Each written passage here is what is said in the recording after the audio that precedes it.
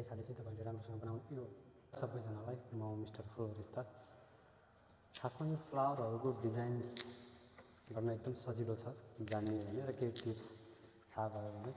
मसँग 3 रोज 3वटा फ्लावर्स छ, प्लस यसको नाम जिप्सो हो। एउटा ग्रिन लिफ छ, यसको नाम रसकस हो, जसमा यसलाई चाहिँ अरेन्ज गर्नको लागि पहिला व्हाइट जिप्सो हातमा लिनुपर्ने हुन्छ। अनि 3वटा फुललाई बराबर तरिकाले म्यानेज गर्नुपर्ने हुन्छ, जसमा चाहिँ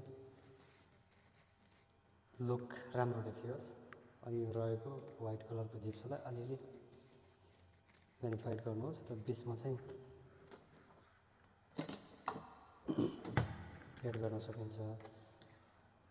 अनि चाहिँ साइज अनुसार काट्नु होला। एउटा सेल टेप चाहिन्छ जस्तो कि यो। अनि यसलाई चाहिँ बिचबाट बाँध्नु होला टेपले। यो कोही फ्लावरसम्म काम गर्ने हुनुहुन्छ भने उहाँहरूको लागि टिप्स हो। मैले चाहिँ यो मेरो आफ्नै आधिकारिक युट्युबको लागि बनाउँदैछु।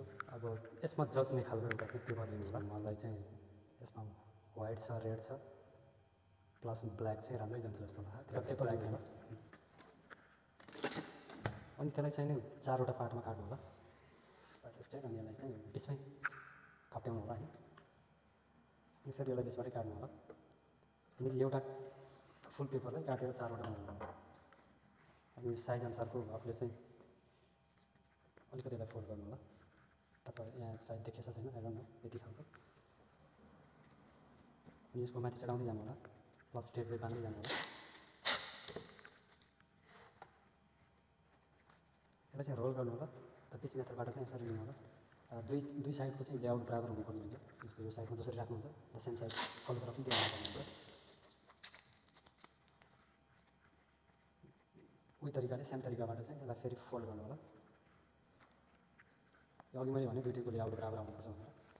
यो कोर्नर र यो कोर्नरलाई चाहिँ मेडलमा मध्यनजर गर्दै लेआउट बराबर गर्नु होला।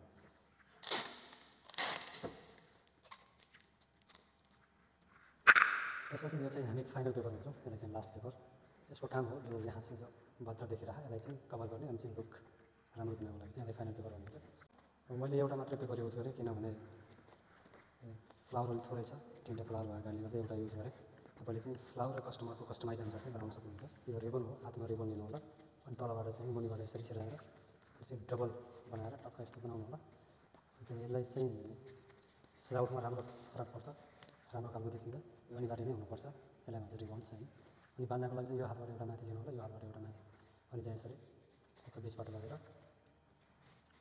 राम्रो एउटा